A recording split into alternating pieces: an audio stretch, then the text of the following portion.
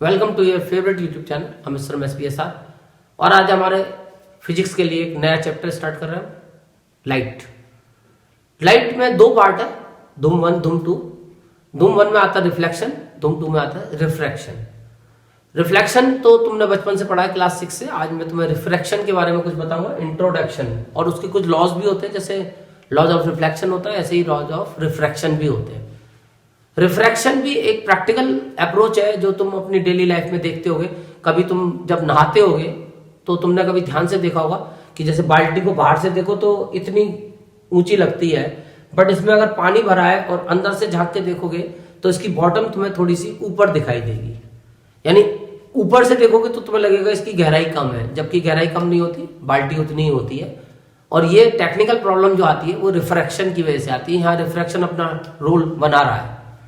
इसके अलावा तुम इसको दोबारा अगर ऑब्जर्व करो तो मैंने तुम्हें बताया है प्रैक्टिकली भी कि हमारे पास एक बीकर है। ये मैंने कांच का ग्लास ले लिया ट्रांसपेरेंट, और इसमें ट्रांसपेरेंट पानी डाल दिया है। और अगर मैं इसमें एक पेंसिल डालता हूँ या कोई स्टिक डालता हूँ, अब तुम उसको साइड से देख रहे होगे तो ये बेंड हो गई। तो ये जो बेंडिंग है, एक्चुअल में तो ये बेंडिंग नहीं है, ये है तो पेंसिल तो सीधी है, बट हमें दिखाई दे रही है बेंड। क्यों? क्योंकि हमारे और पेंसिल के और हमारी आइज के बीच में 3 मीडियम आ रहा है, एयर, ग्लास और वाटर। इसीलिए ये अपने पाथ से थोड़ा सा हमें चेंज नजर आ रहा है। जो इसका मेन ट्रैक है वो सीधी नहीं दिख रही है। एक बहुत ही इसका लाइव एग्जांपल है, वो तुम्हें देखेगा एक जादू की तरह। जैसे मेरे हाथ में एक नींबू है, ये बहुत छोटा सा नींबू तुम्हें दिख रहा होगा, डायमीटर भी कम है, छोटा सा है। अगर मैं इसको कांच में डाल के अब ऐसे तुम्हें दिखा रहा हूं तो तुम्हें एयर में तो ये छोटा दिख रहा है, बट अगर मैं इसको इस ग्लास में गिरता हूं तो तुम देखोगे चमत्कार हो जाता है और एक साथ ये फुटबॉल की तरह दिखाई देने लगता है। यानी अब ये नींबू एप्पल बन गया, जबकि है तो ये नींबू।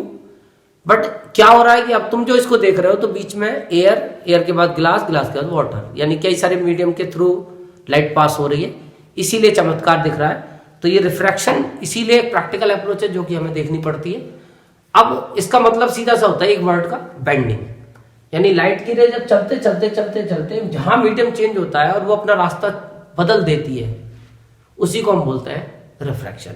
यानी अगर ये एक मीडियम में चलती रहेगी तो सीधी लाइन में चलती रहेगी, बट जहां मीडियम चेंज हो गया वहीं ये अपना रास्ता बदल देगी। फॉर एग्जाम्पल मैं तुम्हें करके दिखाता हूं। जैसे ग्लास स्लैब है हमारे पास, ये तुम अपनी लेबोरेटरी में देख सकते हो, जब स्कूल खुल जाएंगे तो लेबोरेटरी में देख सकते हो। ग्लास स्लैब है, कांच का एक रेक्टेंगुलर शेप का एक पीस है ट्रांसपेरेंट। अगर ये कोई लाइट की रे एयर से आती है, बस ये ध्यान रखना थोड़ा सा टेढ़ी आएगी, ये बिल्कुल परपेंडिकुलर नहीं होनी चाहिए, क्योंकि परपेंडिकुलर को तो हम नॉर्मल बोलते हैं, और जो नॉर्मल से अगर तुमने घेर दी है तो फिर सीधी निकल जाएगी, फिर तुम्हें कोई इसमें वो दिखाई नहीं देगा बेंडिंग। तो इसीलिए इसको थोड़ा सा तुम्हें एंगल बनाते हुए घेरना है, नॉर्मल के साथ कोई एंगल बनाएगी। वैसे इसे हम एंगल आई बोलते हैं। जो इंसिडेंट रे नॉर्मल के साथ एंगल बनाती है वो एंगल आई होता है। नॉर्मल का मतलब है परपेंडिकुलर, ये कहलाता है पॉइंट ऑफ इंसिडेंस। जब ये इस एयर से ग्लास में एंटर होगी तो तुम देखोगे थोड़ा सा ही नॉर्मल की तरफ बेंड हो जाएगी, हल्का सा ये इधर मुड़ जाएगी। यही प्रोसेस रिफ्रैक्शन है। यानी अपना मेन रास्ता जो था इसका, वो रास्ता इन्होंने बदल दिया, ये रास्ता चेंज कर दिया, ये रास्ते से हट गई, थोड़ा सा इधर की तरफ मुड़ गई। यानी एंगल आर जो होगा वो एंगल आई से छोटा होगा। Angle I is greater than angle R, क्योंकि ये नॉर्मल की तरफ मुड़ती है। एयर को हम रेयर मानते हैं। रेयर का मतलब जिसकी डेंसिटी कम होती है as compare to glass. Air की डेंसिटी कम है, उसको हम रेयर मानते हैं। ग्लास को हम डेंसर मानते हैं। तो जब एयर से ग्लास में आती है तो टूवर्ड्स द नॉर्मल बेंड हो जाती है, और जब ग्लास से वापस एयर में आएगी तो फिर वो far away from the normal, यानी दूर चली जाएगी, तो वहां वो एंगल बढ़ जाएगा। तो ये जो प्रोसेस है यही रिफ्रैक्शन है, कि ये जो बेंडिंग हुई, जो लाइट की रे आ रही थी अपना रास्ता उन्होंने जो बदल दिया, चेंज कर दिया, अब चाहे वो नॉर्मल की तरफ आए या नॉर्मल से दूर जाए, तो यही बेंडिंग को हम रिफ्रैक्शन बोलते हैं। और इसके भी 2 लॉ होते हैं, जैसे उसमें थे रिफ्लेक्शन में सेम ऐसे ही होते हैं कि जो इंसिडेंट रे है, नॉर्मल है, point of incidence, refracted ray, all lies in the same plane. पहला लॉ होता है, यही रिफ्लेक्शन का भी लॉ था, लगभग यही लॉ इसका है। बट इसका जो दूसरा लॉ है वो थोड़ा सा खतरनाक है, स्नेल्स लॉ। और अक्सर ये लिखने के लिए आता है तुम्हारे पास 1 नंबर में, 2 नंबर में क्वेश्चन आता है कि स्नेल्स लॉ हमें वहां लिखना होता है, तो तुम उसको लर्न करके जाओगे। और ये लॉ क्या होता है कि जो साइन होता है, ratio of the sine of angle of incidence to the sign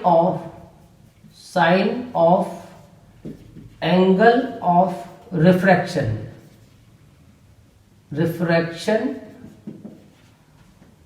is constant. यानी कि जब हम रेशियो निकालते हैं sine of angle of incidence, यानी एंगल ऑफ इंसिडेंस का मतलब जो इंसिडेंट रे नॉर्मल के साथ एंगल बनाती है, एंगल ऑफ इंसिडेंस, इसका जब रेशियो निकालते हैं, इसके साइन का जब रेशियो निकालते हैं, जो रिफ्रैक्टेड रे नॉर्मल के साथ एंगल बनाती है यानी एंगल आर, उसके साइन के साथ, यानी दोनों के एंगल आई के साइन का और एंगल आर के साइन का जब हम रेशियो निकालते हैं तो रेशियो कांस्टेंट आता है for a given colour of light और गिवन पेयर ऑफ मीडियम। यानी दोनों एक कांस्टेंट होने चाहिए, मीडियम उनके लिए फिक्स होता है, साथ में कलर भी लाइट का फिक्स होना चाहिए, उसके लिए कांस्टेंट वैल्यू होती है और इसी कांस्टेंट को हम बोलते हैं रिफ्रैक्टिव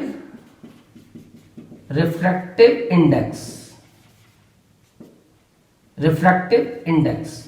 यानी कि ये हमारे नेक्स्ट वीडियो का हीरो है और आगे की हमारी जो नेक्स्ट वीडियो होगी वो इसके बेस पे ही होगी, न्यूमेरिकल्स वगैरह बहुत सारी चीजें हम इसी से लेंगे। तो फाइनली अब हमें केवल स्नेल्स लॉ पे फोकस करना है आज। और स्नेल्स लॉ का मतलब कि जब हम इंसिडेंट एंगल, जो एंगल ऑफ इंसिडेंस होता है उसके साइन का रेशियो निकालते हैं, जो एंगल आर होता है एंगल ऑफ रिफ्रैक्शन, उनके रेशियो के साथ जब साइन का रेशियो निकालेंगे, क्योंकि इसके कोई यूनिट तो होगी नहीं, रेशियो है, तो वो एक हमेशा कांस्टेंट आएगा और उसी कांस्टेंट को हम बोलते हैं रिफ्रैक्टिव इंडेक्स। तो अब इसके न्यूमेरिकल्स और इसके बारे में जो डिटेल है वो मैं तुम्हें नेक्स्ट वीडियो में दूंगा। Thank you.